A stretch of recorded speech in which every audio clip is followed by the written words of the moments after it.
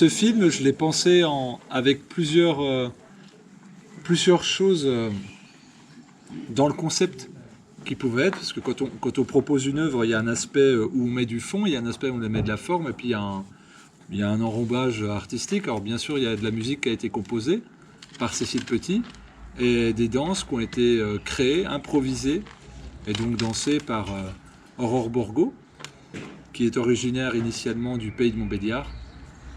Et donc ce sont deux personnes voilà, que je connais depuis peu de temps, au final depuis 2-3 ans, et qui ont spontanément dit oui. Et moi, c'était très important que ce projet, qui a évidemment du fond, soit porté par une forme artistique pour, on va dire, avoir un mouvement positif avec un espèce d'effondrement déferlant. Et donc, s'associe à ce projet deux choses. En amont, une participation libre et consciente, déjà pour ouvrir des perspectives sur le monde de demain, c'est-à-dire à partir d'une création et quelque part d'un travail, comment on peut équilibrer le rendu, le produit de ce travail. Donc ça, c'est une flèche vers demain. Et la deuxième chose, c'est que je filme tous les après-débats, tous les après-projections plutôt. Parce qu'évidemment, c'est un film d'échange, de partage, de témoignage, qui appelle d'autres témoignages. Et en fait, le projet en lui-même s'écrit à mesure que les gens le regardent. C'est-à-dire, je compile les témoignages et les comptes rendus de projection sur un site qui s'appelle soignant au pluriel-suspendu au pluriel.fr et qui tous les jours est mis à jour. Et le but, évidemment, c'est de parler du film et de tout ce qui est périphérique au film et la cause des soignants suspendus. Non pas pour faire une OPA sur, on va dire, sur ce phénomène, mais simplement pour mettre en lien. C'est pour ça que j'ai fait répéter Louis 2 fois, qu'il y a une fausse fin, quand il dit l'important c'est le lien, faire répéter l'important c'est le lien, et il y a un noir, parce que c'est une des morales de ça, et de créer du lien avec ce film, pour moi c'est essentiel, d'où le fait de se déplacer, d'où le fait de proposer aux gens de faire des projections, soit dans des cinémas, soit à l'arrache. Donc ils nous contactent, ma maison d'édition, on envoie le film en téléchargement. Les gens téléchargent, organisent leur projection, ils font au chapeau, ils nous redonnent ce qu'ils veulent au chapeau. Donc on ne peut pas faire plus simple, on envoie les affiches pour la communication, on relaie sur les réseaux sociaux, etc. etc. Et ça marche bien, je suis content. La déception, c'est que beaucoup de personnes ne veulent pas le programmer en disant non, nous on ne prend pas de trucs anti-vax. J'espère que vous aurez remarqué que ça n'a rien à voir. Et d'ailleurs, j'étais très heureux. Ce matin, j'ai reçu un très beau message d'une personne qui m'a transmis le message d'une personne à qui il a envoyé le film, qui a dit je suis triple vacciné. J'ai été extrêmement touché par le film parce qu'en fait, elle a senti l'intention qu'il y avait derrière et il n'y a pas de jugement. Il y a une volonté de faire sentir quelque chose qui est objectivement injuste et qui possiblement pourrait toucher d'autres personnes. Du coup, ces après-projections pour moi sont vraiment essentielles et très importantes. Et j'en profite pour vous glisser que si... le film peut se répandre assez facilement. Si dans vos mailing lists, dans vos amis, sur vos réseaux sociaux, vous pouvez parler du film, le but c'est qu'il se répande parce que la plupart de nos concitoyens ne sont pas encore au courant du sort des soignants suspendus. Pour eux, ils ont le chômage, ils sont en attente, ils sont sur pause, quoi. Et il y a beaucoup de personnes qui sont en sidération complète et qui mettent des jours, voire des semaines. Des gens très érudits, très sensibles, disent je n'ai pas pu te faire un retour sur le film, ou des gens qui m'écrivent j'ai dû regarder le film en 3-4 fois parce que j'ai pleuré tout le long, alors qu'ils sont ni soignants, ils ne sont pas exclus de quoi que ce soit, ils sont juste sidérés que ça puisse se passer dans leur pays, et je pense que derrière, sidérés aussi que ça ait pu être invisibilisé pendant 9 mois, parce que c'est pas hier. Donc voilà, pour dresser un petit peu le cadre rapide de ce documentaire, je suis très heureux de partager et d'écouter vos retours, vos commentaires, vos témoignages, voilà, ce que vous avez vécu de la projection et ressenti du propos. Oui. Moi j'aurais 3 questions à poser, mais tout à l'heure j'ai décidé de s'excuser. Ok, d'accord. Donc 3 questions pour la fin qu'on n'oubliera pas de... On les saisira. Tu n'oublieras pas de te manifester. Hein. Non, mais Ah bon. je me remettais à partir quand j'ai vu qu'il y avait un cercle qui se Ah ouais, bah, tu sais, c'est toujours à la fin de la soirée que ça se passe les meilleures choses. C'est tu commences la fête dans le salon, puis en fait, t'as fini dans la cuisine et c'est là que tout se passe. C'est vrai. terminé. Oui, c'est toujours comme ça. Hein. Quand il faisait mauvais, on ne sortait pas trop. Comme... Hein? Tant que l'hiver était là, enfin, quand l'hiver est là... Ah bah maintenant, regarde là, on renaît là, c'est joyeux. C'est joyeux. Eh ben, qui veut parler avant les 3 questions? Ouais, t'as la pression du coup, parce que tout le monde va les attendre. Hein. J'espère bien. Sinon, je n'aurais pas commencé comme ça. Vas-y. Voilà, moi j'ai trouvé que c'était un beau film, touchant, que tous les participants ont parlé avec leur cœur, avec leur tripes. Et oui, ce serait bien que les vaccinés puissent le voir parce que ça touche le cœur, quoi. Et ça pourrait peut-être changer leur jugement par rapport à nous tous. Les complotistes ont aussi un cœur. Et savent parler, quoi, parce qu'ils tous parlent simplement, clairement, mais avec leur trip. Merci à toi. Moi, je regarde beaucoup de trucs sur Internet et je vois des témoignages de soignants. J'arrivais pas à les regarder parce que ça me révolte tellement que... Et là, ça passe mieux dans un groupe avec d'autres gens qui sont dans... parce que je trouve que c'est la pire des choses qui est arrivée, quoi. Je veux dire, de virer des gens sans rien, enfin... bon voilà, ça me met tellement, ça me révolte tellement que j'ai du mal à rentrer là-dedans. Puis après, je me dis, qu'est-ce que je peux faire? Parce que bon, il y a eu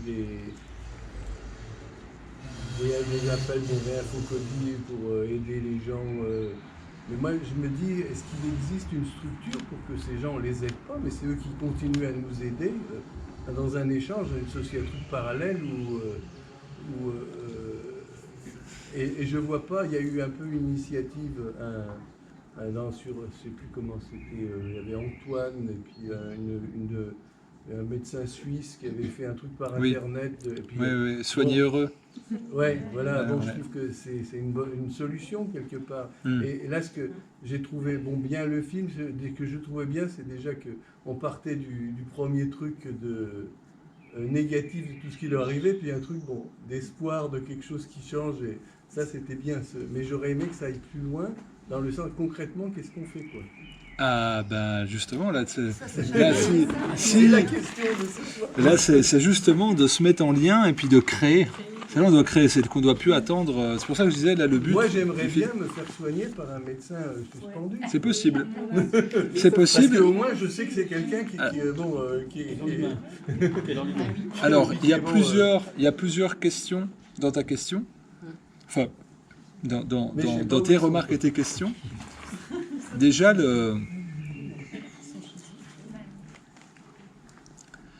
la première chose, c'est de se mettre en lien. Ensuite, c'est d'offrir la possibilité physique à travers des locaux pour accueillir les soignants suspendus pour qu'ils puissent pratiquer.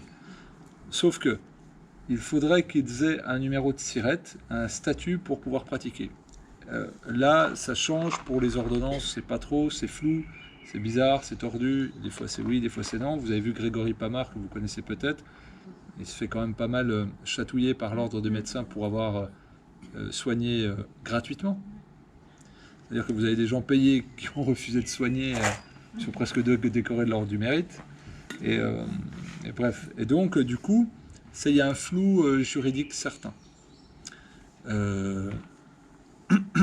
Les systèmes tels que Soignons Heureux ou les participations libres ne sont absolument pas suffisantes pour les soignants. C'est bien loin de pouvoir leur, même s'ils bossaient 35 heures par semaine, de leur garantir un SMIC. Vraiment, c'est peau de chagrin ce qui arrive à être fait au début sur le projet de Soignons Heureux, enfin Soigner Heureux. Quelques premières semaines, c'était équilibré, puis après les contreparties étaient complètement déséquilibrées. J'ai des connaissances soignantes qui s'en tirent à peu près pour 5-6 euros par consultation en soignant suspendu. Donc c'est compliqué. de la même façon. Et on le voit, c'est pour ça que je dis que tout à l'heure, j'ai dit c'est une flèche vers demain. Pour le film, de ce que je vois en ligne, le documentaire, les gens donnent ce qu'ils veulent en ligne. Et je précise que le documentaire n'est pas gratuit. Parce qu'il m'a coûté plusieurs milliers d'euros. En gros, 15 000 euros à peu près. Minimum, sachant que pendant que je fais ce temps-là, je n'ai pas de travail pour ma structure. Enfin bref, donc ça fait tout un frais en cascade qui ne sont pas quantifiables. J'ai dû acheter des caméras, des disques durs. Par exemple, une journée d'étalonnage, c'est 700 euros. Juste pour que vous vous rendiez compte. Donc là, j'ai remis, pour ça, vous avez les dernières versions étalonnées. Voilà ce que... Donc c'est fignolé, ça ne change pas le propos, mais il y a plein de petits trucs sur le son, des numéros de visa à payer au CNC, bref. Et donc, remarquez, c'est à peu près une personne sur 80 qui donne. Donc c'est pour ça que c'est compliqué de vivre, et donc il y a des soignants qui essayent de soigner au don qui n'y arrivent pas. Parce que c'est pas équilibré, et ça s'équilibre rarement en fait. Et après, il faut qu'ils aient des aides et des structures. Pour cela, le mieux, je pense, c'est de se rapprocher du syndicat Liberté Santé, le SLS, qui, donc, vous allez sur le site syndicat Liberté Santé, et vous avez des antennes locales, et vous avez aussi des collectes et des cagnottes, et là, ce sont des choses qui sont redistribuées directement. Par exemple, la semaine dernière, mercredi dernier, j'étais à Dijon, et donc, il y avait des soignants suspendus, et il y a des fermiers qui donnaient des légumes et des œufs. C'est-à-dire que c'est toute bonne chose. Là, je parlais avec quelqu'un qui me disait, il a une amie soignante, elle ne faisait qu'un repas par jour. Suspendu. On entend ça, ce que j'ai dit, il y en a peut-être qui étaient à Besançon, une soignante suspendue, SDF. C'est ça, la réalité. Ça, évidemment que les médias ne veulent pas le montrer. Pas montrer. Donc c'est déjà d'avoir cette possibilité peut-être d'accueillir dans... ça c'est un très beau collectif, de référencer les personnes qui ont besoin. Alors évidemment il faut passer la barrière de la pudeur, c'est pas facile, parce qu'il y a un sentiment de ce qu'on me dit, de honte, de soignants suspendus qui des fois pourraient même retourner travailler. Elles ont peur d'être jugées par leurs collègues qu'elles ont mis, entre guillemets, indirectement plus dans la panade, en ayant moins de moyens humains. Donc elles culpabilisent de revenir. Enfin, c'est des fatras psychologiques qui sont très durs à porter. Donc les soignants suspendus ont besoin d'aide au niveau amical, au niveau du lien, au niveau psychologique, et souvent au niveau, pas seulement pécunier, mais alimentaire, premier besoin. Donc déjà, ça c'est une première façon d'aider. L'autre façon, c'est de dire, ouais, t'aimerais bien être soigné, j'ai pas de problème à le dire, faut troquer. Faut faire sous le manteau. Oui, mais moi, puisqu'on est dans un État qui est voyou, qui est illégal dans sa Constitution, l'État a violé la Constitution, a violé les droits de l'homme. Vous n'avez pas le droit, vous prenez le gauche. Je ne reconnais pas une autorité qui a bafoué ses citoyens. Et donc, des gens qui aiment soigner les autres, qui ont accepté de ne pas mentir, de ne pas tricher, et qu'on les laisse comme ça, pour moi, c'est, vu qu'il y a des suicides, puisqu'on me le rapporte, ça serait de la non-assistance à personne en danger. Donc je me mets en conformité avec la loi française. Je ne vais pas participer à la mise en danger d'autrui, parce que c'est ça qui se passe. Là, on m'a raconté l'histoire, la famille ne veut pas témoigner publiquement, mais il y a 3 semaines, une mère de famille, assez jeune, une fille de 9 ans, soignante suspendue, elle n'arrive plus à joindre les deux bouts et s'est suicidée. Et évidemment que ça ne fera jamais la une des journaux. Et donc tout ce qu'on peut faire pour aider, même petitement, c'est bienvenu. Même une main sur l'épaule, donner quelques légumes, donner des œufs, prêter son salon pour faire des petites consultations une demi-journée par semaine, faire des choses itinérantes, et puis c'est très bien. C'est de savoir où ils sont.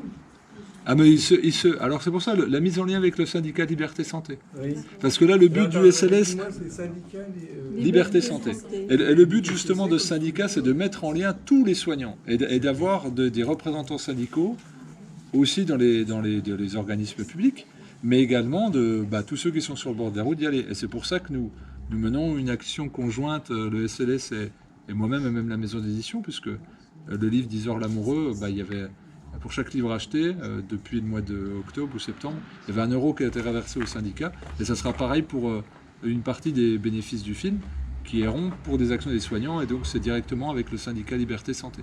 Et donc, c'est que des soignants suspendus. Pas que, c'est ce que je te disais, Oui. c'est des soignants, mais le but, c'est que c'est Olivier Soulier qui a été à l'initiative, qui lui est suspendu.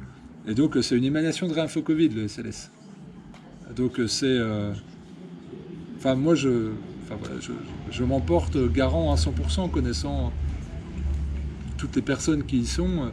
Ce sont des gens de très bonne volonté qui font un travail exceptionnel et qui vont chercher sur le terrain, localement, les soignants suspendus. Mais après, celui qui est encore dans la sidération, la peur, la colère ou qui a envie de rester tout seul, on ne pourra pas le forcer à être en lien. Mais en 9 mois, je pense que cette opportunité a été donnée à plusieurs fois. Des fois, le temps est long. Hein. Moi, j'ai des gens qui viennent me voir, qui me disent depuis c'est mis en lien avec personne, qui sont encore dans des états psychologiques effroyables. Non, mais il y a un problème géographique, tu vois, de savoir où ils sont. Ah, mais justement, ils vont se regrouper. Sur ce site, Tout est sur le syndicat Liberté Santé. Vous avez tout, il est très très bien fait, il est très complet. Donc je vous invite à aller le regarder. Et puis on fait, par exemple, le film est projeté dans les antennes locales du syndicat Liberté Santé. On trouve des lieux. De toute façon, il faut être conscient que là, on dit comment faire. C'est à nous de faire, parce qu'il n'y a rien. Il n'y a rien. Pourquoi le collectif a été fait? Parce qu'il n'y avait rien. Pourquoi j'ai fait un documentaire? Parce qu'il n'y avait rien. Pourquoi Armand il a fait un bouquin? Parce qu'il n'y a rien. On part de rien. On n'a que... J'habite à notre couteau. On y va avec rien. On y va avec... on prête une salle, on fout un chapeau. Regardez ce qu'on fait avec rien. Moi, je trouve ça magnifique. On arrive à faire des super trucs. Mais on part de rien. On est informe. Moi, je prête ma structure légale Exuvie.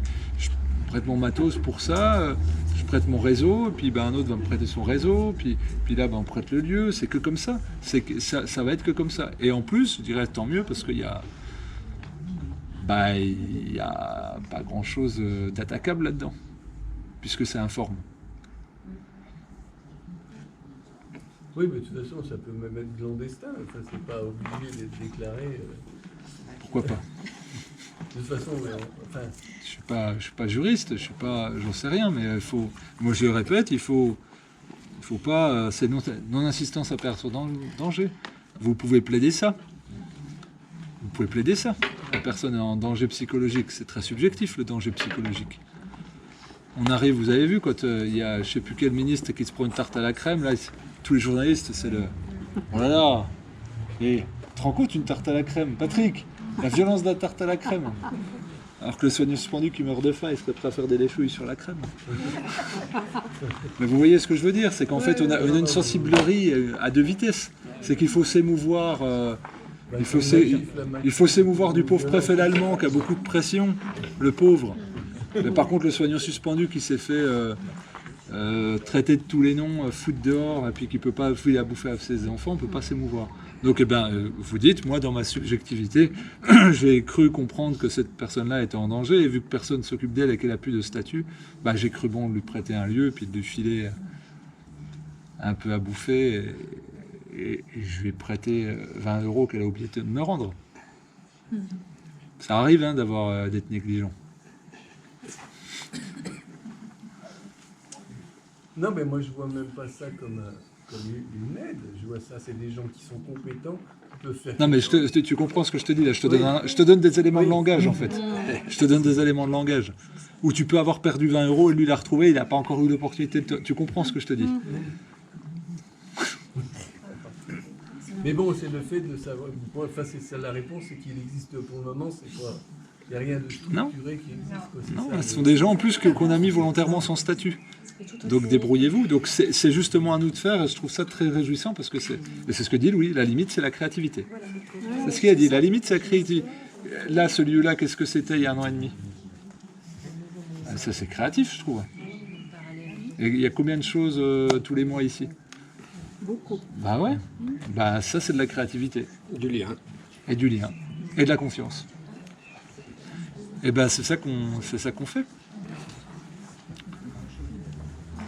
Moi, c'est Aurore, Cécile m'ont fait confiance. Il y a plein de gens qui m'ont fait confiance. Même les gens qui ont témoigné dans le documentaire, ils ont fait confiance sur mon montage. Ça aurait pu être un truc très colérique, où ils ne se retrouvent pas, ils sont manipulés.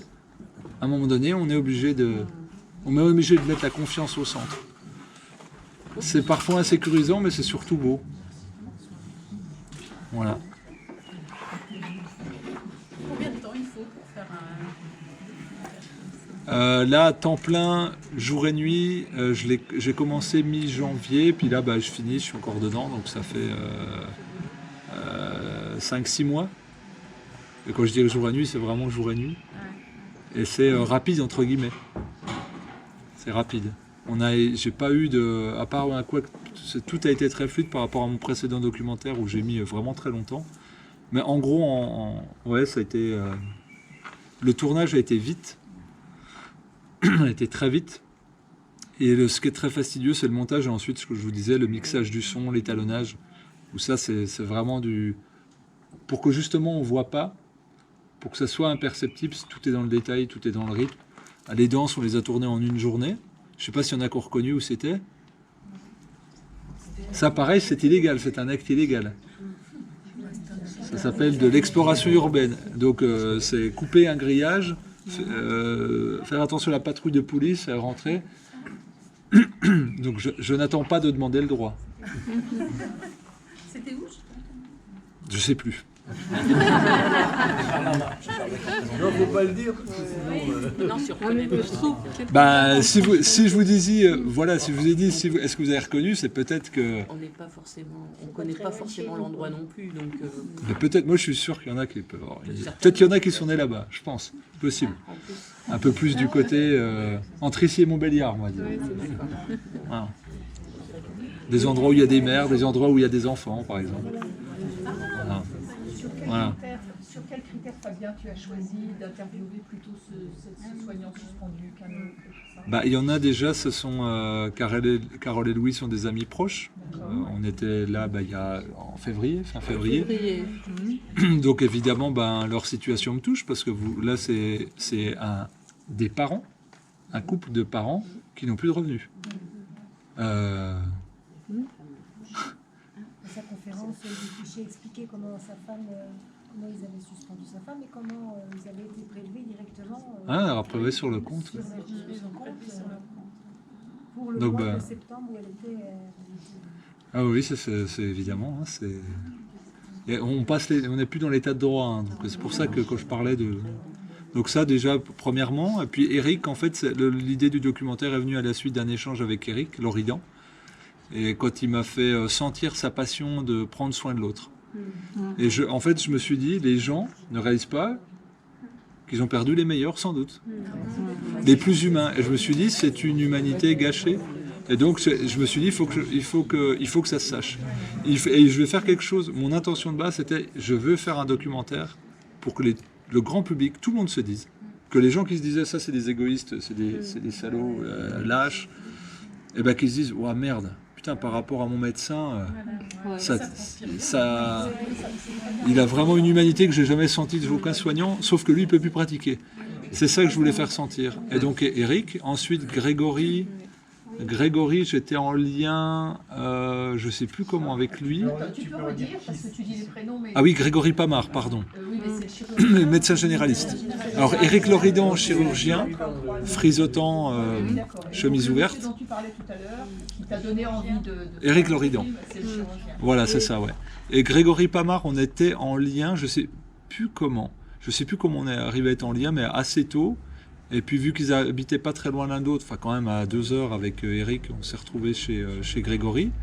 Ensuite, Et la sage-femme, elle est super. la sage-femme, c'est une double, une belle synchronicité. C'est donc Florence Etienne du pôle soignant de Réinfo Covid, avec qui je collabore pour les émissions Parlons Santé.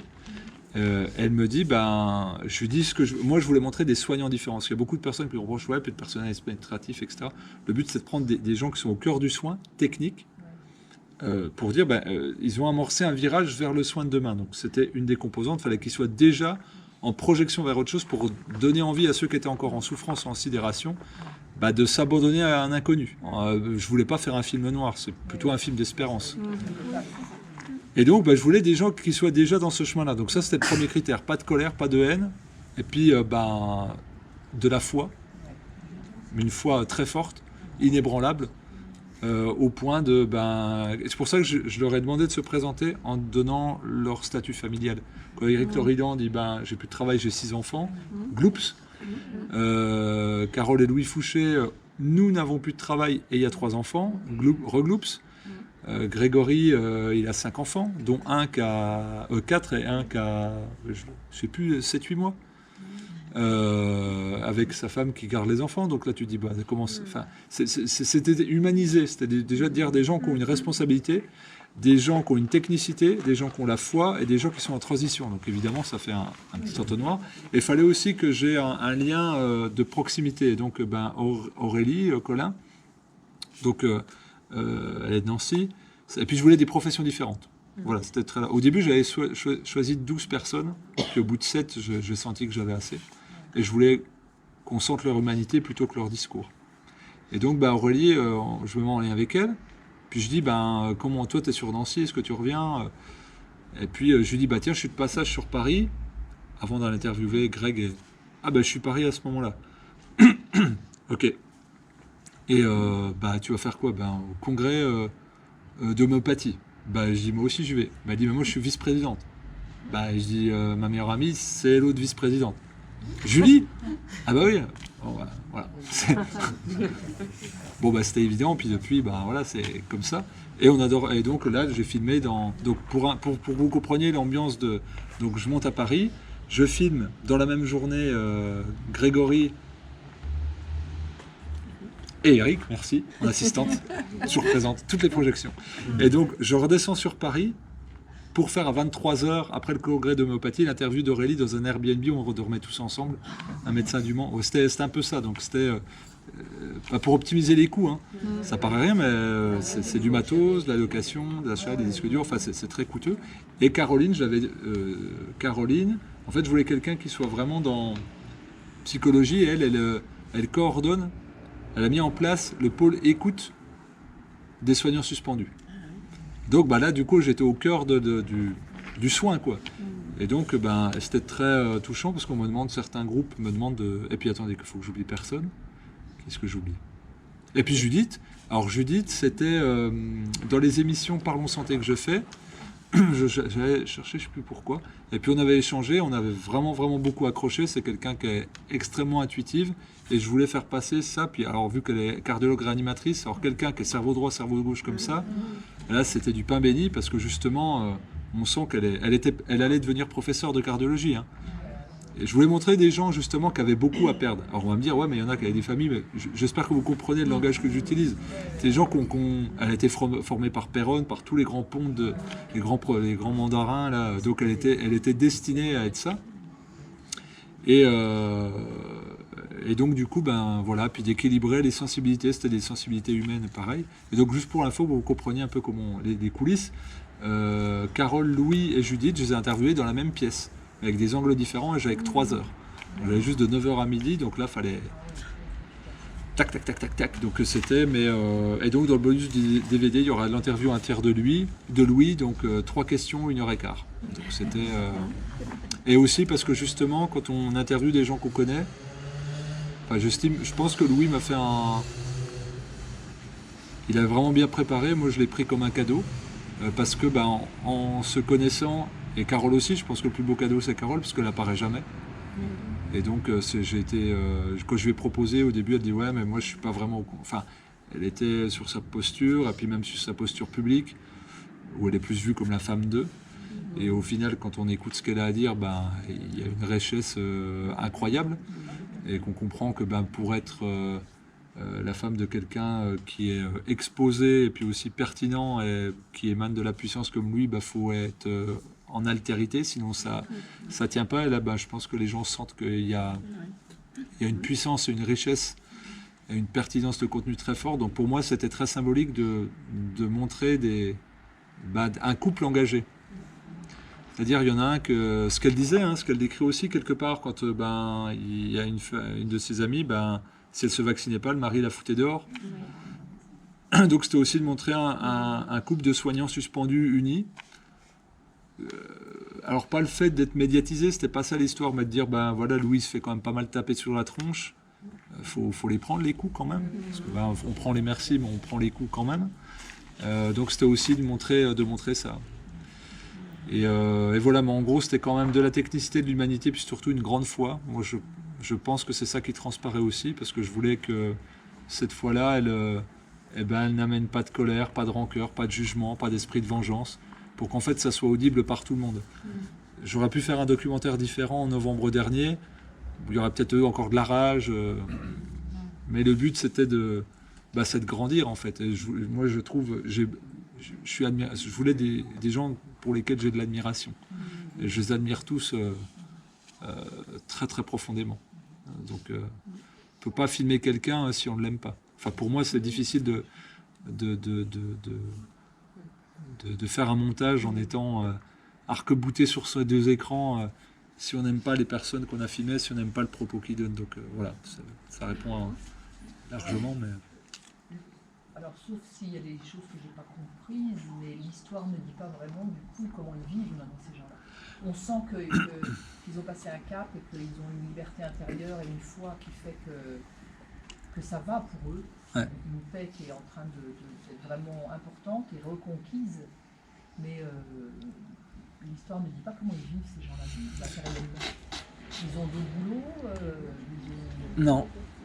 Il n'y en a aucun. Alors Aurélie, elle fait de l'homéopathie, donc elle faisait déjà ça, donc elle fait ses consultes d'homéo. Ça c'est sûr. Caroline, elle est hypnothérapeute, donc elle fait un peu d'hypnothérapie, mais c'est pas... Je sais que c'est balbutiant encore, parce que c'est une transition à faire, et même un positionnement. Et puis, Louis et Carole, c'est le chapeau. Voilà, donc à travers tout ce qui se déplace, hein, vous voyez beaucoup se déplacer, donc c'est au chapeau. Et puis les autres, c'est épuisement de ressources. Et puis des choses qui soit ne sont pas connues, soit demandent à ne pas être reconnues parce que c'est leur façon de subsister. Et simplement, moi, dans les gens qui sont ici, par exemple, je sais qu'il y a des gens qui ont accepté d'autres boulots qui n'ont absolument rien à voir avec leur métier de médecin. Là, non. Et moi, je trouve que ça c'est vraiment, pour moi, extrêmement courageux. Tu vois, de pouvoir dire aussi, voilà, Moi, je trouve tous les soignants suspendus courageux. Je trouve toutes les postures courageuses. Non, mais bien sûr, oui. Mais pour toucher un public, d'être prêt à changer complètement de métier pour défendre sa liberté et ses convictions intérieures et tout, je trouve que c'est... c'est une mise en danger. Je suis d'accord avec toi, ils sont tous très courageux.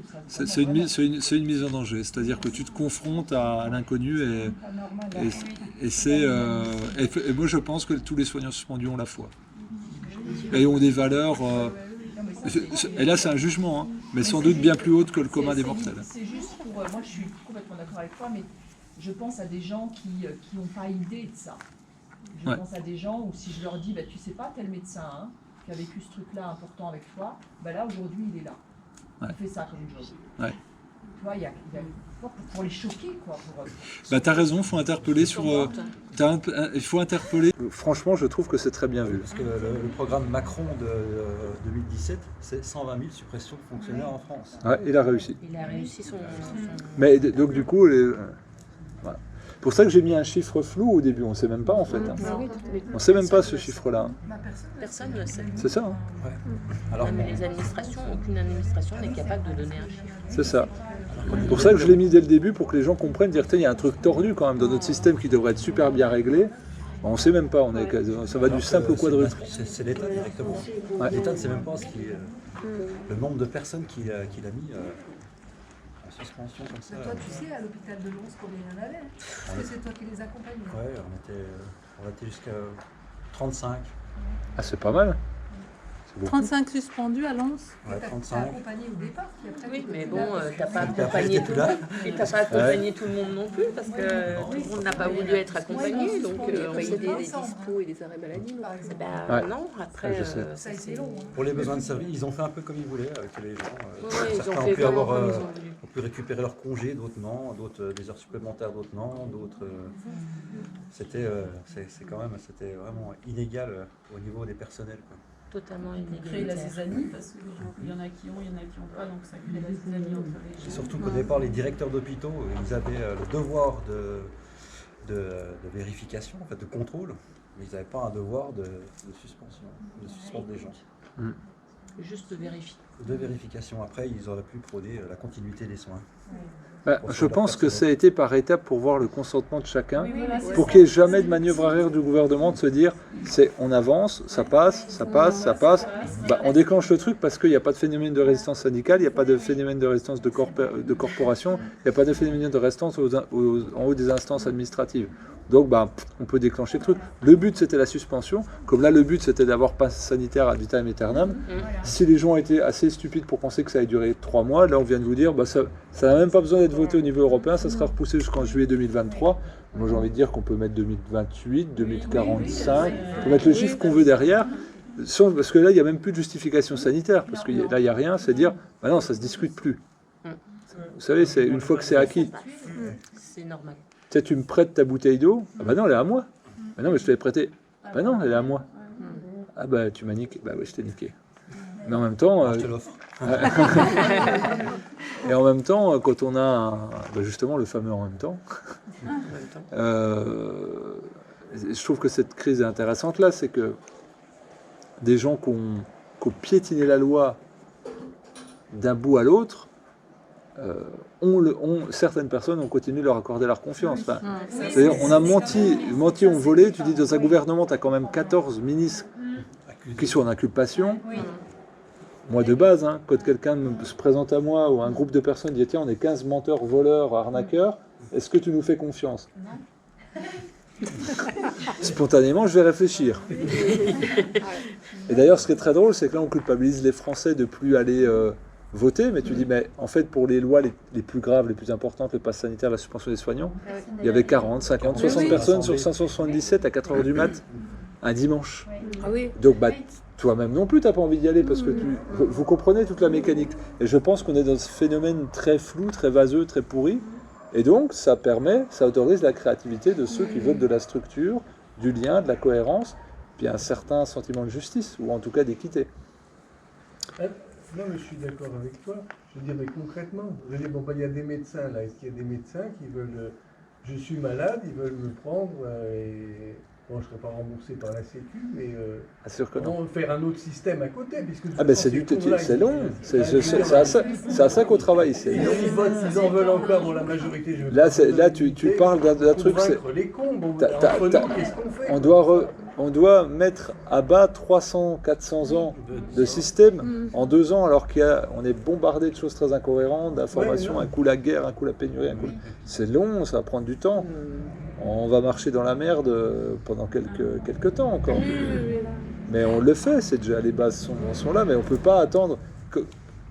Regarde, même à l'hôpital public, tu vas demander un lit, tu ne l'as pas. C'est-à-dire même dans la zone où tu es dans le système pur, tu es dans le fric, tu es dans le truc, tu demandes à un appareil, tu vas devoir faire un protocole, un truc, que ça soit voté en commission. Est-ce que vraiment vous en avez besoin ? De toute façon, entre-temps, on a changé de chef de carte, de truc. Tu sais même plus ce que tu as demandé. Tu sais même plus qui l'a demandé, et puis le mec pour qui tu l'as demandé, il a été muté ou il a été en retraite.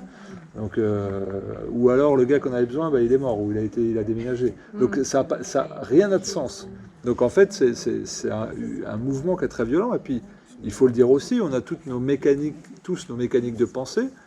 Et ça veut dire que déjà, les soignants, je ne vais pas parler pour eux, mais ta façon de faire, mais il y a un moment donné aussi, il faut le temps du désapprendre. Pour apprendre à fonctionner autrement, parce que tu as été formé, alors des fois formaté, puis des fois formé pour être opérationnel, surtout sur du palliatif. C'est du truc, il y a quand même des trucs qui marchent hyper bien en palliatif. Donc faut désapprendre pour se dire comment je fais sans toute la structure Et en plus, tous les moyens technologiques que j'ai pu.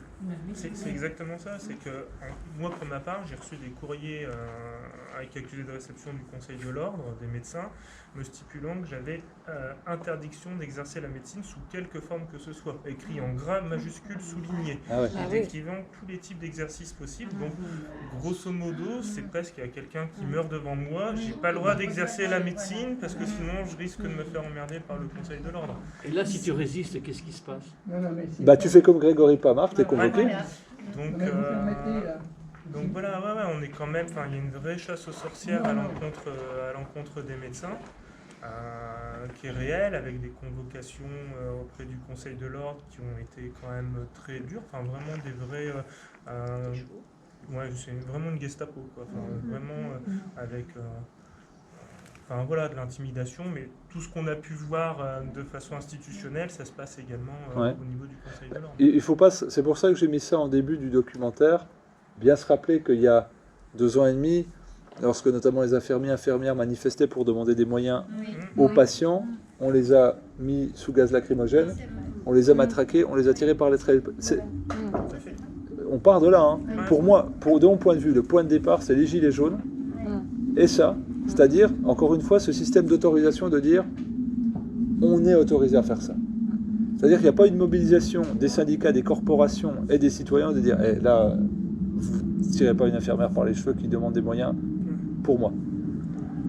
Et pour les gilets jaunes, non, vous ne direz pas, nous n'entendons pas que les gens qui se font crever les yeux et arracher les mains sont des antisémites. Nous n'entendons pas ça, ce sont des gens qui demandent du respect, de la dignité, des moyens pour payer, pour foutre de l'essence de leur bagnole et faire leurs courses. Parce que c'était ça. Et donc, cette espèce d'autorisation-là a permis l'escalade de violence psychologique, verbale, je vais les emmerder jusqu'au bout, tout ça, tout ce trac. Et ça, ce sont des actes, j'avance. Et au bout d'un moment, on peut se permettre, oui, comme tu dis, un phénomène de Gestapo, quelque part tu sais, tu as une victime et puis tu t'acharnes sur elle jusqu'au bout pour lui faire comprendre que tu n'auras pas d'espace dans ce système-là. Oui. En définitive, nous vivons une démago-médiatico-plutocratie. Un film que vous avez fait très intéressant, simplement, il n'y aura pas de diffusion seulement parce que les médias sont en train de ceux qui détiennent le pouvoir. Évidemment. Quelle que soit la qualité. Bon, en fait, quand je vous entends parler, moi je suis, parce que les hasards de la vie font que j'ai eu un parcours tellement bizarre que je suis à la fois scientifique, mais je suis aussi juriste, parce que j'ai pratiqué le droit administratif en tant qu'attaché de préfecture, cadre de préfecture, y compris dans les procédures les plus complexes. J'ai vu m'apercevoir à ce moment-là que l'administration se trompait tout le temps. Il faut quand même ne jamais oublier, j'ai fait la même remarque à mon médecin homéopathe qui est tout à fait qualifié, quand je lui ai dit que le droit interdisait que l'ordre des médecins condamne quiconque, tout simplement parce que le droit particulier qui s'applique dans le cadre médical ne peut pas, entre guillemets, être extérieur à nos droits constitutionnels, aux droits qui régissent notre société. La seule chose que nous ayons en commun ici, sur le fait que nous sommes vivants, c'est le fait que nous sommes citoyens et que nous avons, c'est le préambule de la Constitution, le préambule de 1789, vous savez que les Parisiens c'était là, nous avons des droits naturels, sacrés et inaliénables. 5 droits. La liberté, il n'y a pas de liberté s'il n'y a pas d'information, liberté variée. L'égalité, en ce moment, c'est discrimination à tous les étages. Le suivant est très important. C'est la propriété, qui ne s'arrête pas aux propriétés des biens matériels, mais à la propriété de notre propre corps. Quand on vaccine nos gamins à tour de bras, c'est un attentat contre notre droit de propriété, parce que nous sommes responsables. Alors que tous ceux qui prennent des décisions de nature administrative et qui les font exécuter par les administrations qui ne peuvent exécuter, eh bien ceux-là ont organisé leurs responsabilités en contradiction avec l'article 17 du préambule de la Constitution qui dit que la société a le droit de demander compte à tout agent public de son administration. Maintenant, il y avait juste qu'il y a 2 ans 2 catégories de fonctionnaires qui étaient responsables sur leur propre denier. Depuis 6 mois, il n'y en a plus. C'est-à-dire que s'il y a des mistounes, c'est un terme vulgaire, n'est-ce pas, s'il y a des malversations dans 2 domaines très précis, eh bien, dorénavant, c'est l'État qui sera condamné, c'est-à-dire que c'est nous tous qui allons payer. Mais j'arrête là-dessus. Nous avons des droits. Et tout ce qui se passe à l'heure actuelle se fait, comme l'a dit un jour un cycliste célèbre, à l'insu de notre plein gré. Parce que c'est notre passivité qui permet C'est ça. tout cela advienne. C'est ça. Alors, je suis d'accord avec vous, mais quand on essaye de faire exercer nos droits, justement, parce Comment que vous moi, les faites exercer? pour ma part, je suis allé au tribunal administratif Oui. et en cassation sur Paris. Oui. Là, je viens de recevoir mon courrier pour la cassation, Oui. ça a été rejeté, la Oui, mais- demande elle a été rejetée. Et au tribunal administratif, quand même, le juge est allé voir ensuite notre avocat pour dire Maître, ce serait bien que vous alliez en cassation à l'encontre de mon jugement parce que je ne suis pas bien persuadé du jugement que je viens de rendre. Oh là là. Donc, vous voyez, Ouais. je l'entends qu'on a des droits et effectivement il y a plein de choses qui ont été bafouées, mais aujourd'hui, moi, le droit, j'y crois plus une seule seconde. Bien sûr, mais parce que Je pense que t'as raison. Le ministre de la Justice, hein, Dupond-Moretti, vous a faites, compris. vous faites en permanence, tous ceux à qui je parle du droit, parce que pour moi le droit c'est le seul pouvoir à disposition de ceux qui n'en ont dans une démocratie, bien entendu. Le droit est le seul pouvoir à disposition de ceux qui n'en ont aucun. Parce que quand vous dites ça, monsieur, ce que font les avocats, et je comprends la logique de leur démarche, quand ils vont devant un tribunal, en particulier un tribunal administratif, parce qu'il y en a très peu qui sont compétents, en fait ils vont argumenter. Or le juge, il ne faut pas lui présenter des arguments. Il faut lui présenter des faits. Il faut lui présenter des décisions. Et ces décisions, si les citoyens ne se prennent pas en charge pour aller en dépouiller l'administration, eh bien, effectivement, ils n'ont aucun moyen. Les moyens d'obtenir ces informations qui permettent de mettre l'administration, qui n'est que le bras séculier des politiciens, il ne faut pas oublier non plus ça.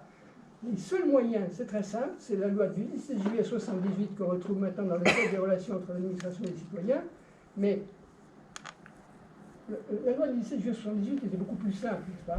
En fait, il ne faut jamais demander une information à l'administration parce qu'il n'est pas tenu de vous la donner. Par contre, si vous lui demandez communication du document qui contient l'information, elle a 1 mois, pas un jour de plus, pour vous répondre. Et si au bout d'1 mois, vous n'avez pas sa réponse, ou si elle est négative, eh bien, vous saisissez immédiatement le juge administratif. Okay, en disant, il ne s'agit pas d'entrer dans le détail. À telle date, j'ai demandé ceci, je n'ai pas eu de réponse, donc c'est un refus implicite, ou j'ai eu une réponse qui est négative, et à ce moment-là, vous demandez au juge de condamner l'administration à vous fournir le document. Okay, vous pouvez en plus, ça n'est pas une obligation, vous adresser à la CADA, Commission d'accès aux documents administratifs, en vous demandant de se prononcer sur la communicabilité du document. Donc elle va donner un avis qui n'engage absolument pas l'administration, c'est pas une contrainte. Simplement, la CADA, avant de rendre son avis, prend le téléphone. Okay, et demande à l'administration, parce qu'ils se rendent bien compte qu'il y a des talabus, si vous voulez. Mais en France, pourquoi faire simple quand on peut faire compliqué, n'est-ce pas? On peut faire autrement. Eh bien, en général, si vous avez formulé, parce qu'il y a en fait un formalisme juridique qu'il faut avoir à peu près en tête, moi je l'ai pratiqué pendant tellement longtemps que c'est facile en fait. Mais si vous n'avez pas cette formulation de nature juridique, enfin qui donne l'impression qu'il y a quelqu'un de juriste, qu'il y a un juriste derrière qui connaît la chose, eh bien, vous n'aurez pas de résultat. Par contre, si vous avez fait le courrier correctement, la CADA, en fait, débloque la situation beaucoup mieux que le médiateur le médiateur des droits. Okay, non, je ne suis pas venu, moi, pour donner des leçons à personne. Ce que je constate, j'ai vécu des choses d'une violence que peu d'entre vous connaissent. J'ai survécu et je suis plus fort. Je suis libre. Okay, je ne crois à rien, parce que croire, c'est d'une certaine façon renoncer à penser par soi-même. Je suis anarchiste, non pas au sens de bordélique, mais au sens de Anne Arcos, sans maître. Je pense par moi-même.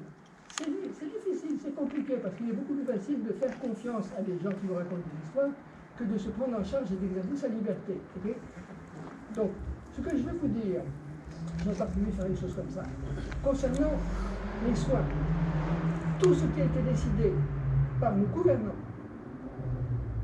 a été en contradiction absolue avec la Constitution. Prenons par exemple les soins. Est-ce qu'il y a une vérité en matière de soins, en matière de médecine? Absolument pas. C'est la raison pour laquelle les médecins ne sont pas tenus à une obligation de résultat, seulement à une obligation de moyens.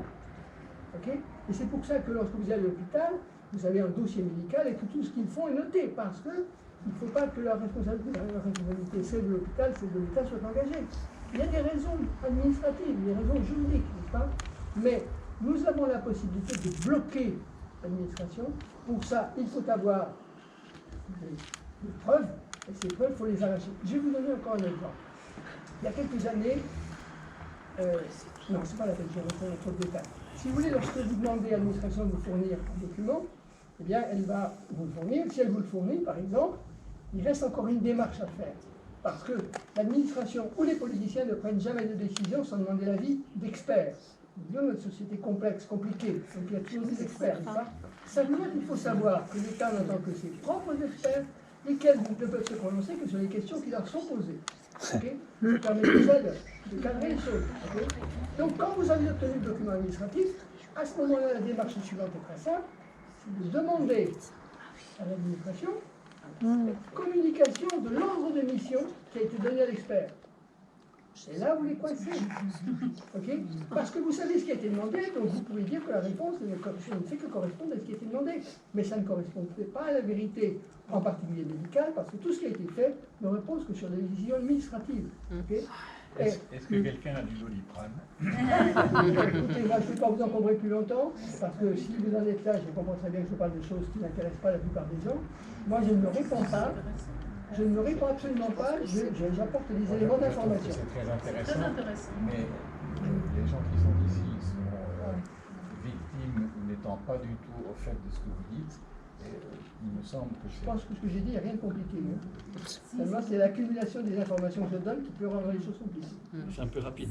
Oui, mais bon, le temps dont je dispose est limité. Je ne suis qu'une voix qui écrit dans le désert à 80 ans. J'ai passé mon ami, il est derrière moi, n'est-ce pas? Proposez vos services à Réinfo Covid, comme ça, ce sera mieux. J'ai proposé, mais si vous voulez Réinfo Covid, bon, moi j'ai notifié 2 documents au ministère de la Santé. Pourquoi? Parce que ces documents avaient été notifiés par le corps médical, par les syndicats médicaux, par les pharmaciens, à la haute autorité de santé. Et lorsque les syndicats de médecins homéopathes, pour la circonstance, vont voir la ministre, pas le dernier, mais le précédent, n'est-ce pas? La ministre dit, moi je ne suis pas au courant. Pourquoi ça? Tout simplement parce que, en envoyant ces documents médicaux à la haute autorité de santé, ça ne touche pas la ministre. Okay? Les documents médicaux qui intéressent la santé, en particulier la santé en général, doivent être notifiés au ministère de la Santé et accessoirement à la haute autorité de santé. Parce que fait le ministre de ce que dit la haute autorité de santé? Ça n'est qu'un avis. Donc il n'en tient pas compte. Comme dans les enquêtes publiques, le commissaire enquêteur donne un avis, l'administration n'est pas tenue de suivre. Vous comprenez? Bien sûr. Tous ces avis-là ne sont que des subterfuges, entre guillemets, pour que l'administration n'en fasse qu'à sa tête. En fait, que les politiciens n'en fassent qu'à sa tête. Parce qu'ils sont tous aux ordres de ceux qui les rémunèrent. Oui, ça on le sait. Oui, mais à partir du moment où on le sait, c'est bien, mais maintenant il faut passer à l'action. En l'occurrence, c'est plus complexe parce que l'autorité de santé dont vous parlez, c'est justement, c'est elle qui... Quel est son statut juridique? C'est cette autorité de santé qui dirige le politique. C'est ça le problème. Quel est son statut juridique? Je pose la question. Je pense qu'on va pas faire... Par contre, je pense que on va dire ta qualité, ta connaissance et puis ton énergie pourrait être utile au SLS, au syndicat Liberté Santé. J'ai écrit à Réinfo Covid. Non, mais au syndicat Liberté Santé. Au syndicat. Syndicat Liberté Santé. Syndicat Liberté Santé. Je peux vous avouer une chose quand même. À 80 ans, compte tenu des combats que j'ai conduits, j'avoue que je commence à en avoir un petit peu marre, parce que quand je me propose du droit à des gens qui se battent et qu'on me répond, ce qui m'est arrivé, tu nous fais chier avec ton droit, bon, il faut faire la porte, je vais essayer de convaincre. Oui, mais le syndicat, justement, c'est que du droit. Alors, il y a un pôle juridique. Le job jusqu'au bout, une seule, et c'est sur bon sens que j'ai pris connaissance de son existence, c'est Maître Théa Roggio, qui a déposé 2 recours, un devant la Cour de justice de la République contre les parlementaires qui ont voté certaines lois, et le deuxième, c'est un recours déposé devant les doyens des juges d'instruction du barreau de Paris, tout simplement parce qu'en faisant cette démarche-là, devant le doyen des juges d'instruction, il y aura forcément une instruction. Alors que si c'est déposé auprès du procureur, ça passe à la poubelle. Okay. En tout cas, moi ce que je veux vous dire, c'est qu'il y a possibilité, parce que la loi, qu'est-ce que c'est que la loi? La loi, elle change en permanence. C'est pour ça que les parlementaires passent tant de temps à discutailler sur des détails. Ouais. Ils ne définissent pas des grands thèmes, ils rentrent dans des détails justement pour éviter qu'il y ait des recours. Parce que je ne sais pas si parmi vous, il y a beaucoup de gens qui connaissent le principe d'exception de l'égalité. Et s'il y en a beaucoup d'autres, vous connaissez le principe. On va juste... On a accordé un grand moment au droit, tu vois, le but c'est de parler. On a compris. Mais je vous dis tout simplement qu'il y a des tas de moyens d'agir. Ouais. Encore faut-il savoir comment... Oui. Bah, c'est pour ça que je te dis, si tu... Armand, Ça a été censuré, tu passes pas.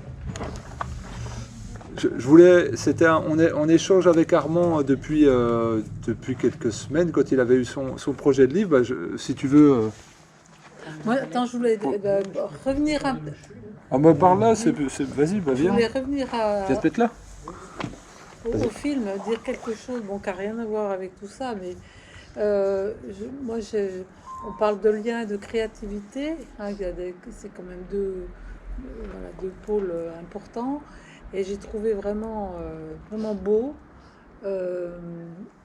que apparaisse vraiment dans le film le lien entre la danse, enfin l'art, j'allais dire, la dimension artistique à travers la musique et la danse, et tout ce que vivent les suspendus, les soignants suspendus. Et je trouve que l'art est là aussi pour amener du sens, du beau, ouvrir un autre champ des possibles. Et voilà, je tenais à le souligner parce que moi, ça m'a beaucoup touchée. Ah bah je te remercie. Parce que c'est pas évident, c'était un pari et j'avais jamais filmé, c'est un peu des clips, si tu veux. Oui. Et là, c'était improvisé dans un lieu, C'était où la musique. elle croit qu'elle peut la voir. Hein.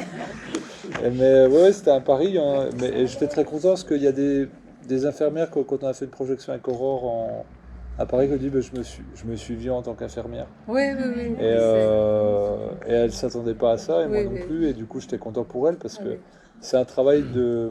Elle a écouté toutes les interviews en audio. Elle a pris des pages et des pages et des pages de notes pour résumer la sensibilité. Puis moi, je lui ai donné mon intention.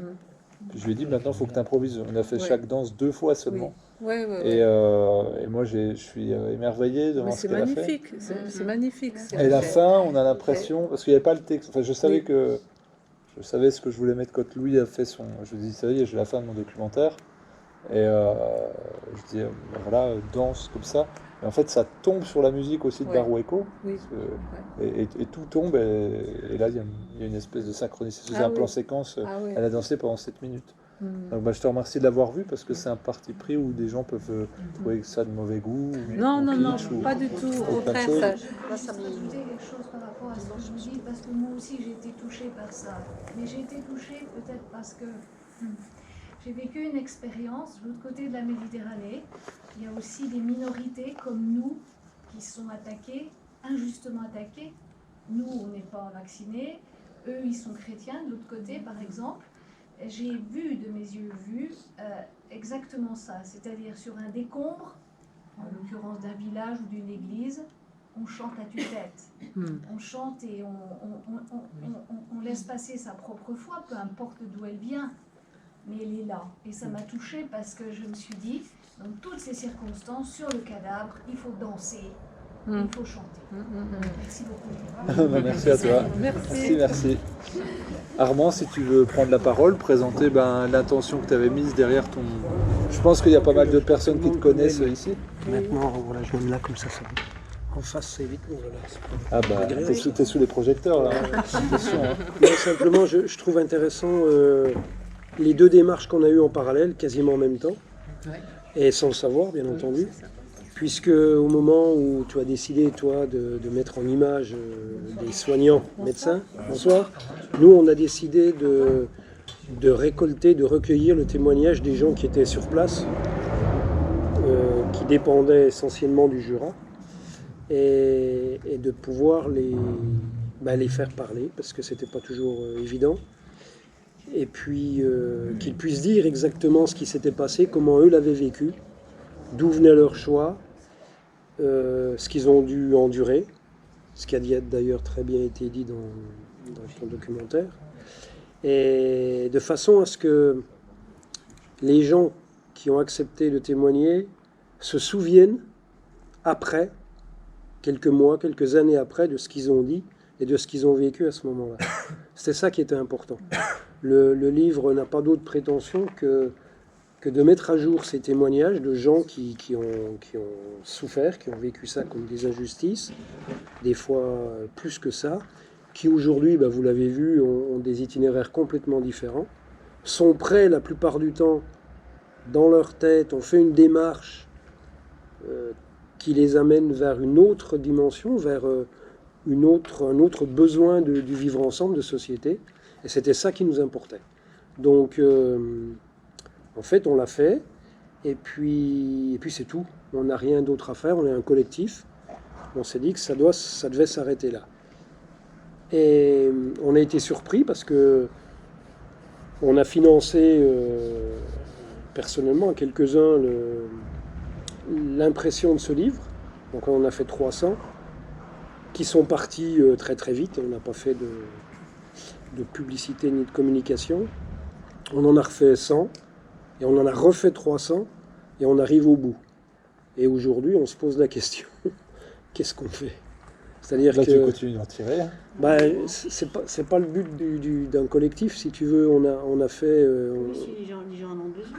Les gens, c'est que si là on te les prend, c'est que les gens en ont besoin. Oui, mais alors se pose une autre question. Enfin, ça, c'est notre cuisine, mais on a des limites en tant que collectif. C'est-à-dire que tout le monde a des occupations à droite, à gauche. Et aujourd'hui, que le cercle s'élargit, on a des gens de l'autre bout de la France qui nous demandent, alors je ne sais pas comment ils l'ont su, mais qu'est-ce que c'est que ce livre? Ça m'intéresse, comment on fait, vous pouvez me l'envoyer, etc. Et là, ça prend des proportions. Voilà. C'est ce qui me fait dire qu'il nous faudrait un éditeur. Au cas où. On va s'arranger. Mais non, mais c'est voilà, à un moment donné. En fait, moi, je rebondis sur ce que tu dis parce que toi, tu es journaliste. Donc tu dis il n'y avait aucune autre raison que de donner parole. Moi, je pense que dans tout ce qui est fait pour les soignants, c'est aussi une trace historique, sociologique, anthropologique. Ouais. Quand Éric Loridan dit dans le film un jour, nos enfants vont nous juger de manière extrêmement bizarre d'avoir porté des masques dans les rues. Moi, j'ai fait aussi ce film pour mon gosse de deux manières, parce qu'il y a toujours une part égoïste dans ce qu'on fait, il ne faut pas rêver. Hein. Déjà, c'est de dire à mon fils, j'ai fait peut-être pas beaucoup, mais j'ai fait un peu. Je veux que tu aies le moins honte possible de moi. Et une fois que c'est mis, on ne peut plus l'enlever. C'est-à-dire les textes, on ne peut plus les enlever. Et c'est pour ça que sur le site, je mets tous les témoignages en vidéo, et je vais l'héberger sur un serveur à l'étranger. On ne pourra plus les effacer. Donc ça a existé. C'est facile, on réécrit l'histoire en direct, de manière permanente. C'est ça. Dans ce qui se passe là depuis 2 ans, c'est la folie. Et donc, quand les sociologues, les anthropologues, les historiens vont se pencher dessus, il faut qu'ils aient de la matière. Et le témoignage, c'est ce qui reste comme la base, parce que l'histoire est écrite par les vainqueurs. Mais quand on est confronté au témoignage, on a une autre perspective. Et plus il y a de témoignages, plus proche on est de la vérité avec un petit V. Et donc pour moi c'est fondamental que ces initiatives, il y a aussi Marc, quelqu'un qui fait il filme des soignants suspendus, et donc c'est référencé sur le site soignantsuspendus.fr, comme le livre de Armand, comme des chansons, enfin toutes les œuvres.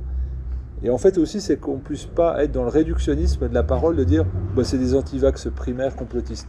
Parce que plus il y a de témoignages, moins on peut caricaturer. Parce qu'on est obligé de rentrer dans la pensée complexe. Ah merde, en fait là, il ne rentre plus dans le cadre, alors qu'est-ce que je fais? Si on a un livre de témoignages, on voit qu'en fait, c'est des humains, pour des raisons parfois similaires, parfois opposées, enfin différentes en tout cas, qu'on choisit de ne pas souscrire à ce truc-là. Il y en a, c'est parce que c'est le pass qui les a fait douter. Il y en a d'autres, c'est juste, ils sont pro-vax, mais ils ne sont pas pro-ordre. Enfin, bref, plein de choses. Et donc, le témoignage, une fois qu'il est... déjà, il est structurant, donc thérapeutique, pour l'individu et pour le groupe. Et ensuite, il a une fonction historique. Et parce que là, on est dans l'œil du cyclone, mais à un moment donné, il faudra tirer les leçons pour plus que ça se reproduise. Pas comme il y a 70 ans, on a fait Nuremberg, on a fait tout ce qu'on veut, et puis on est reparti.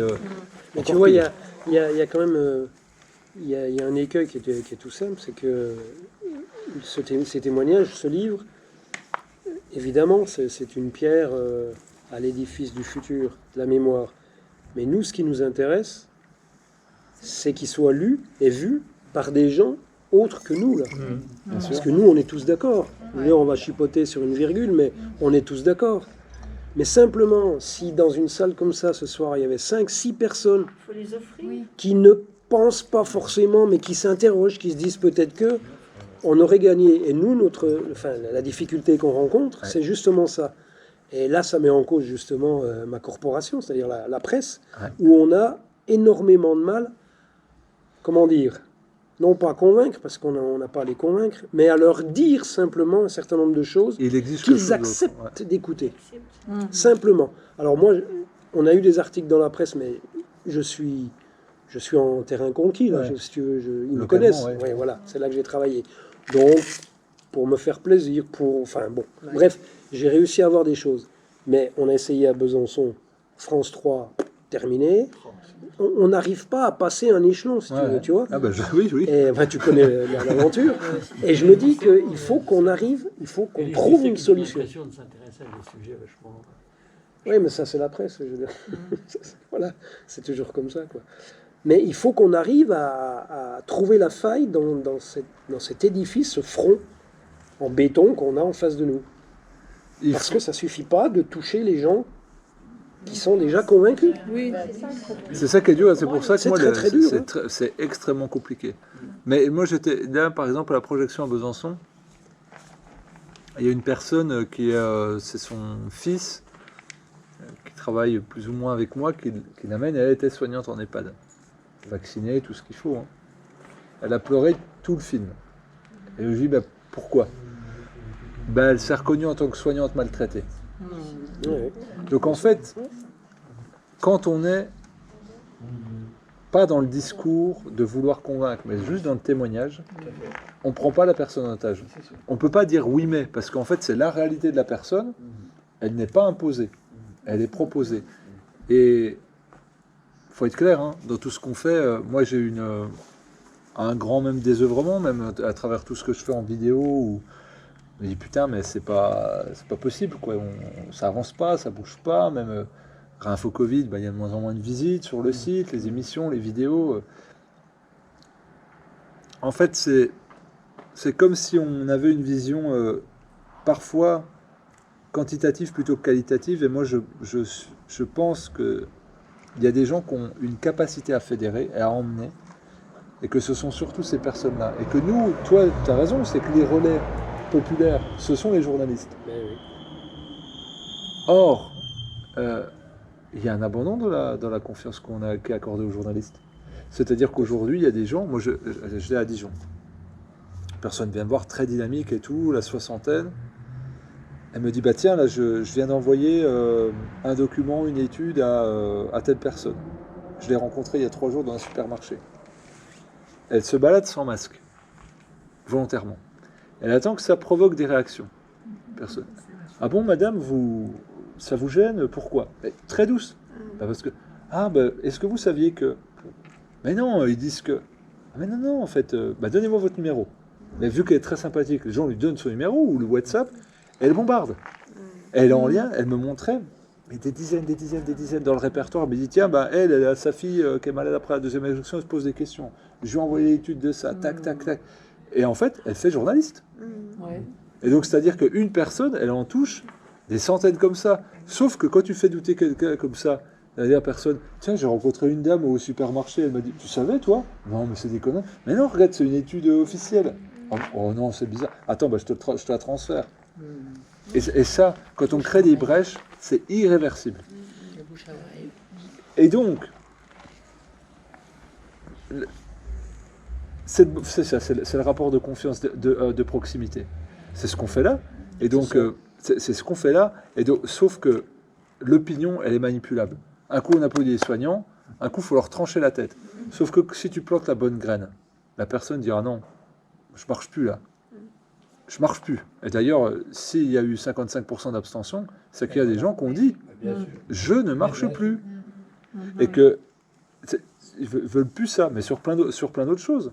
Et donc, du coup, il y a des moments où, quand on sème, on sait que ça va germer. Et puis, il y a d'autres fois, on sait que ça sera pourri. Et donc, je pense que la croyance dans le système médiatique est en train de s'effondrer, Parce que là, on voit bien variole du singe, grippe de la tomate. On voit bien qu'il y a un truc. Le Stade de France, je pense que ça a couronné le truc. Où là, officiellement, on a vu que et la RATP et le Stade de France, sur ordre de la préfecture, ont détruit des preuves. Donc là, ça veut dire que le mensonge manifesté pour un truc qui est juste, entre guillemets, un match de foot. Donc les gens vont se dire, attends, mais s'il y a plus grave, est-ce qu'ils ne le feraient pas aussi? Et ça, en fait, c'est bizarre, hein, par l'événement, par l'opium du peuple, ça se trouve, on va avoir une porte d'entrée qu'en 2 ans, par l'aspect juridico-juridique, on n'a pas réussi à avoir, et ben c'est comme ça. Et je pense qu'en fait... C'est la théorie du fruit trop mûr, quoi. Qui tombe de l'arbre. Après, c'est... c'est des espoirs, quoi. Ben, tout, hein. moi, Ce sont des espoirs qu'il faut avoir, mais... C'est aide-toi, le ciel t'aidera aussi, hein, tu vois. Je pense qu'on est dans ce que tu dis, dans ce que je dis, dans ce que tu témoignes. Évidemment qu'on est impatient parce qu'on a envie, d'être épanoui avec les autres, on a envie de rayonner. De toute façon, quand on est jeune, on est impatient, et quand on vieillit, on devient impatient. Pas pour les mêmes raisons. Non, mais il y a aussi le fait que c'est ce qu'on a dit à la représentante du préfet quand on est allé porter la pétition hier. On lui a dit, une chose est certaine, c'est que on s'attend à la rentrée, peut-être avant, mais en tout cas pas après, à une nouvelle offensive. Ça va être un pass, ça va être une obligation vaccinale déguisée ou pas. Avant la rentrée, juste après les essais. Voilà, ça peut être également tout simplement la vaccination pour les gamins à partir de 5 ans. Là, on dit que c'est vraiment la ligne rouge. Moi, j'en suis pas convaincu. Non, parce qu'on l'a dit, ça je n'en suis pas du tout convaincu. Et il y a des parents, et d'ailleurs on est bien placé pour le savoir, puisque nos enfants, ils ont des enfants eux-mêmes, et dont un qui va avoir 5 ans. Et ben quand je leur dis, tu vas pas quand même faire vacciner ton gamin, quoi. Je veux dire, on sait pertinemment que ça ne sert à rien, au contraire. Ben oui, mais elle me répond, ben oui, mais qu'est-ce qu'on peut faire d'autre si on peut plus le mettre à l'école, s'il peut plus faire... Ben, c'est des choses qu'on entend, c'est sûr. Mais je veux dire, il faut pas être dupe, quoi. On va nous balancer encore des trucs. Oui. Et donc, quelle sera la limite? Si on attend que le système il s'effondre, il s'effondrera, ça c'est sûr. Hein. Bon, ça peut prendre du temps. Alors on peut essayer de faire des choses sans aller dans la rue et puis clamer. Voilà. On peut essayer de mettre en place des soins alternatifs peut-être. Des écoles alternatives, parce que peut-être qu'il va en falloir très très vite, avec des gens qui disent ben moi je suis retraité ou bien je suis suspendu et je peux apporter quelque chose, mais il va falloir le faire. Et après on se retrouvera face à une administration qui nous dira attention, ben vous risquez la prison. Donc jusqu'où on ira, jusqu'où on est prêt à aller. En prenant un tout petit peu de recul, on est face à une France qui devient un désert médical. Puisqu'il y a de moins en moins de lits, on ferme des lits, etc. Et on bénéficie de soignants qui sont suspendus, donc qui ne demandent qu'une chose, c'est de faire leur métier. Il doit y avoir... Comment ?